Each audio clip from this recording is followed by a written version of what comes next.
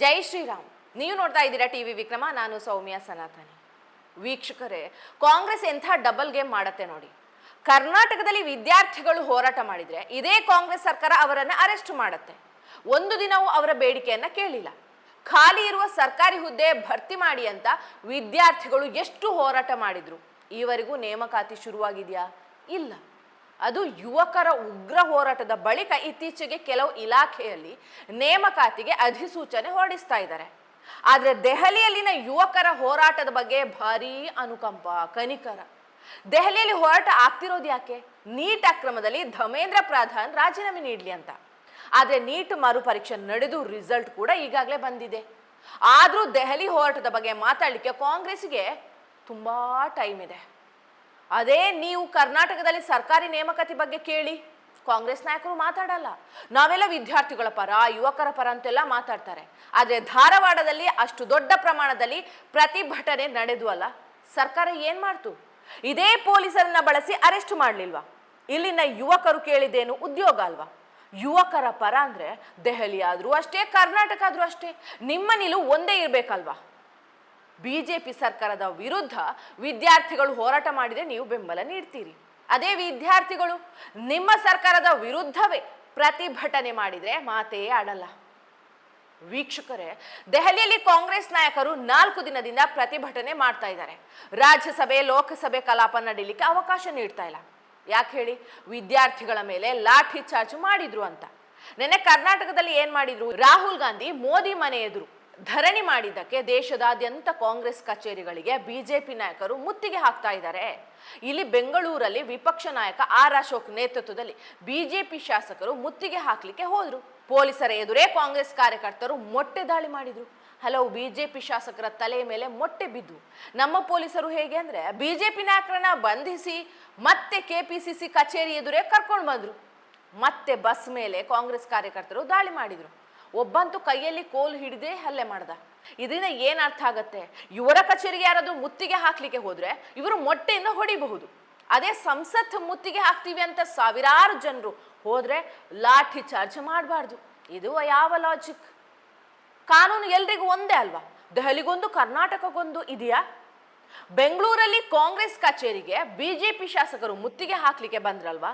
ಒಂದು ವೇಳೆ ಕಲ್ಲು ತೂರಾಟ ಮಾಡಿದ್ರು ಅನ್ಕೊಳ್ಳಿ, ಇದೇ ಪೊಲೀಸರು ಲಾಠಿ ಚಾರ್ಜ್ ಮಾಡ್ತಾ ಇದ್ರ ಇಲ್ವಾ?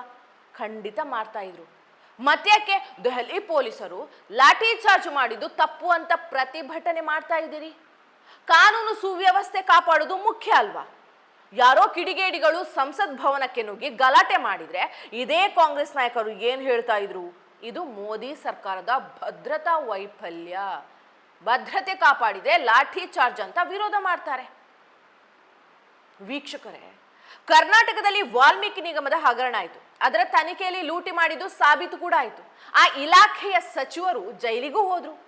ನೀವು ಸರ್ಕಾರಕ್ಕೆ ಕೇಳಿ, ಇದು ಅಧಿಕಾರಿಗಳ ತಪ್ಪು, ಸಚಿವರು ಸರ್ಕಾರದಲ್ಲ ಅಂತ ಹೇಳ್ತಾರೆ. ಅವತ್ತು ಇಡೀ ಸರ್ಕಾರವೇ ಅವತ್ತಿನ ಸಚಿವ ಬಿ ನಾಗೇಂದ್ರ ಅವರ ಬೆನ್ನಿಗೆ ನಿಲ್ತು. ಅಬಕಾರಿ ಇಲಾಖೆಯಲ್ಲಿ ಲಂಚಾವತಾರ ಆರೋಪ ಕೇಳಿ ಬಂತು. ಅಧಿಕಾರಿಗಳು ದುಡ್ಡು ಪಡೆಯುವಾಗಲೇ ಲೋಕಾಯುಕ್ತಕ್ಕೆ ಸಿಕ್ಕಾಕೊಂಡ್ರು. ಅಲ್ಲೂ ಹಾಗೆ, ಇದು ಅಧಿಕಾರಿಗಳ ತಪ್ಪು, ಸಚಿವರಿಗೂ ಇದಕ್ಕೂ ಏನು ಸಂಬಂಧ ಇಲ್ಲ. ಅದೇ ನೀಟ್ ಪರೀಕ್ಷೆ ಅಕ್ರಮದ ವಿಷಯ ಬಂದ್ರೆ ಕೇಂದ್ರ ಶಿಕ್ಷಣ ಧಮೇಂದ್ರ ಪ್ರಧಾನ್, ಗೃಹ ಸಚಿವ ಅಮಿತ್ ಶಾ, ಪ್ರಧಾನಿ ಮೋದಿ ಮೂವರು ರಾಜೀನಾಮೆ ಕೊಡ್ಬೇಕಂತೆ. ನಿಮ್ಮ ಸರ್ಕಾರದಲ್ಲಿ ಏನಾದ್ರೂ ತಪ್ಪು ಆದ್ರೆ ಅಧಿಕಾರಿಗಳ ತಪ್ಪು.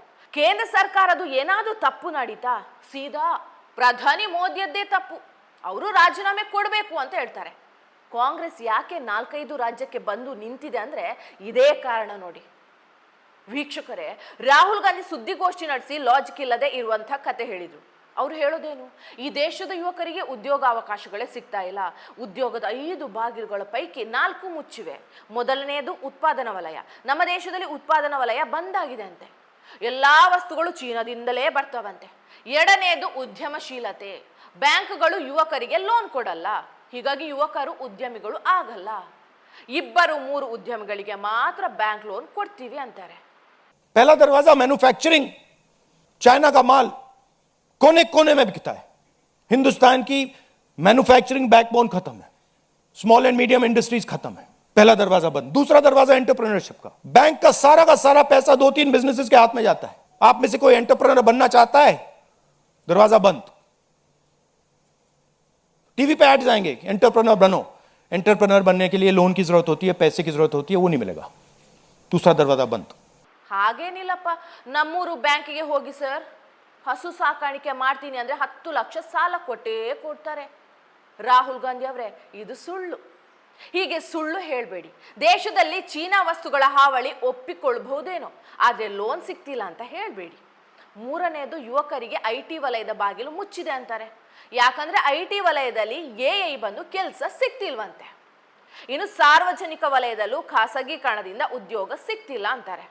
तीसरा दरवाजा कॉर्पोरेट जॉब, IT जॉब, जो हिंदुस्तान की सक्सेस रही है, उसको AI ने खत्म कर दिया है, खत्म कर रहा है।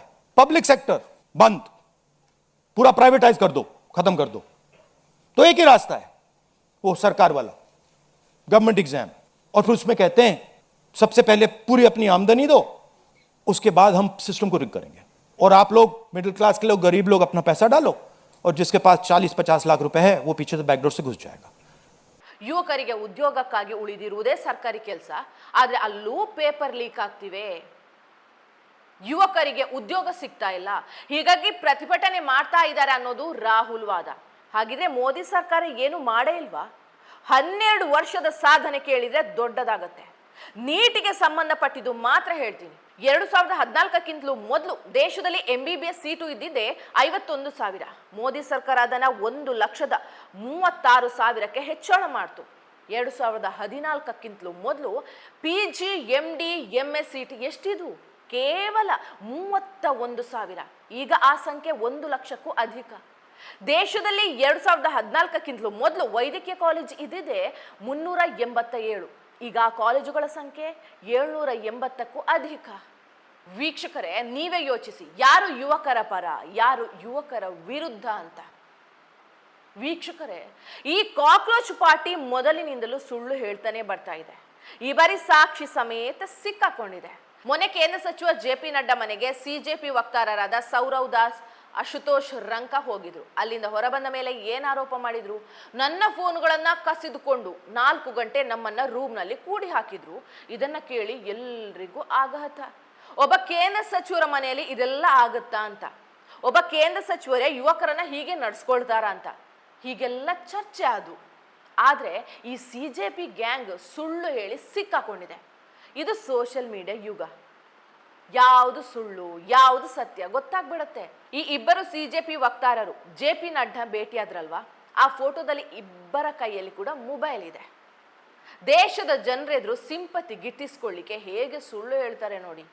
ಈ CJP ಹೋರಾಟ ವಿದ್ಯಾರ್ಥಿಗಳಿಗೆ ನ್ಯಾಯ ಕೊಡಿಸೋದಾ, ಮೋದಿ ಸರ್ಕಾರದ ವಿರುದ್ಧ ಜನಾಭಿಪ್ರಾಯ ಮೂಡಿಸೋದಾ?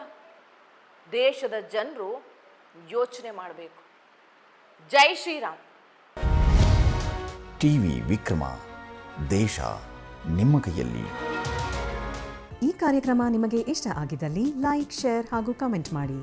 ಟಿವಿ ವಿಕ್ರಮದ ಕಾರ್ಯಕ್ರಮಗಳನ್ನು ನಿರಂತರವಾಗಿ ವೀಕ್ಷಿಸಲು ಸಬ್ಸ್ಕ್ರೈಬ್ ಮಾಡಿ, ಬೆಲ್ ಐಕನ್ ಒತ್ತಿ.